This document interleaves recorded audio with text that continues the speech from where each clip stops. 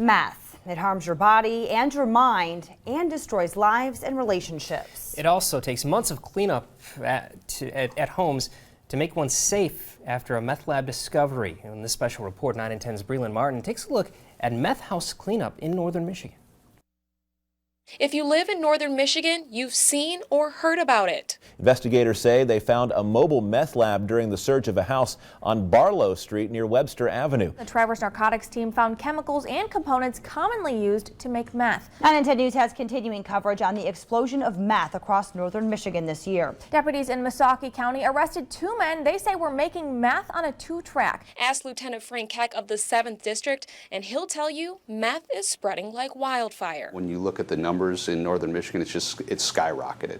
And unfortunately, these people, because it's so easy to do, they're teaching each other how to do it.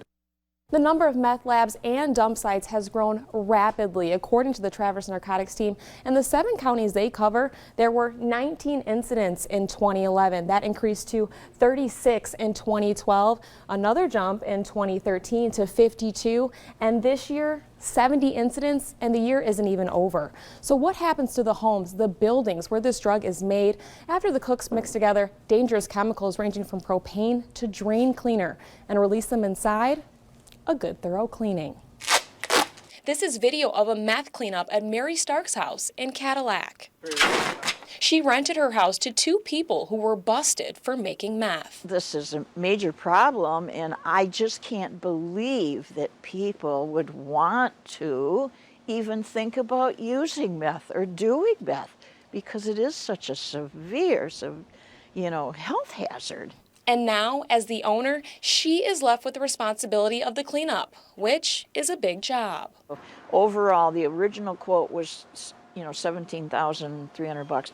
I'm thinking maybe it's gonna come in around $14,000. That cost covers the actual cleaning you see here and testing to make sure all the meth is gone once the cleaning is complete. It does not include everything they had to throw away in these bags and what they'll have to do to get the house livable again. By the time we repaint, we definitely have to do some furnace work, and the insulation, I'm gonna say it's gonna cost us another $10,000 at least to put the house back in shape again. Any way you slice it, that's a pretty big financial blow. But for Mary, it wasn't a choice. To me, it's right to fix it. It's broken, so you fix it. You just don't abandon it. 2 months after the cleanup, Mary learned her house was safe and clear of meth. Please enter. I guess I just want to get it back into shape to help the historical district here. And whether we're going to rent it or whether we're going to sell it, we haven't determined that yet. Mary had things cleaned properly, but the health department says not all cases go that way. There are situations where the properties may start getting used and we may not find out about it for a couple months later. How does this happen? Well, Tom says after they receive a letter from Michigan State Police, they send out a letter to the homeowner about what needs to be done to the house.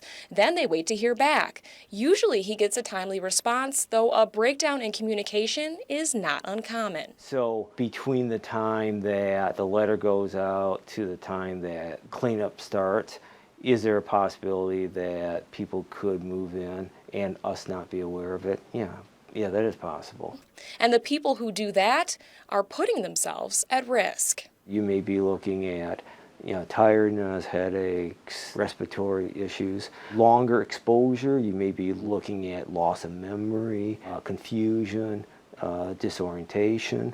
And long-term exposure, you may be looking at liver and kidney damage. It would be great if we would have the ability to check these sites, once a week. We just don't have the staff for it. But that's not the only loose end. Tom says some meth locations don't even get reported, leaving the door open for people to move in and put themselves in harm's way. So far this year, Tom says he only knows of 1 out of 17 cases when someone has not followed orders. Meantime, the whole issue of meth and its impact does not appear to be going away.